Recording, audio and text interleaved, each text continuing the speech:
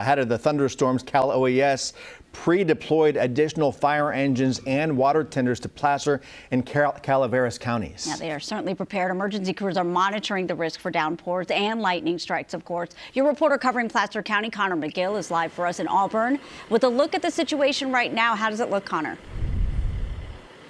Yeah, Marley, Steve, those cloudy conditions that we saw earlier have turned into sunny skies. Regardless, though, crews are keeping a close eye on conditions out there as they make sure that everything is all well in the region.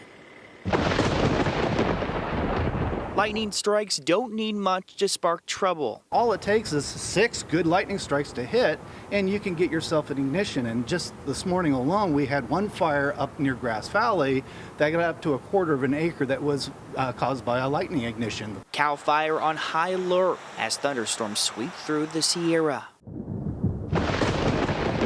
The Governor's Office of Emergency Services pre-positioning engines and water tenders in Placer County.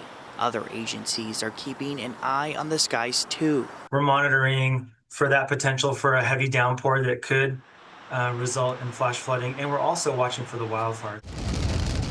Cal Fire NEU says this weather pattern is unique. Monsoon moisture from the southwest pulling into the foothills and Sierra, creating a good amount of lightning activity. We're dealing with a situation that's kind of unusual for the foothills of the Sierra Nevadas, particularly for us here in Placer County in that area, is that we actually have some lightning coming up in the morning and providing with us with a few lightning strikes. And even after the storms pass, the effects of strikes may not be apparent for some time. It just smolders and smolders, and once the clouds go away and the humidity levels dry, a little bit of wind and those little sparks in there will just flare up, and next thing you know, we could have a fire that is significant. Officials urge families to be prepared in any weather-related event. This is a time to just make sure that you and your family have a plan and that you're ready in the event these thunderstorms were to develop.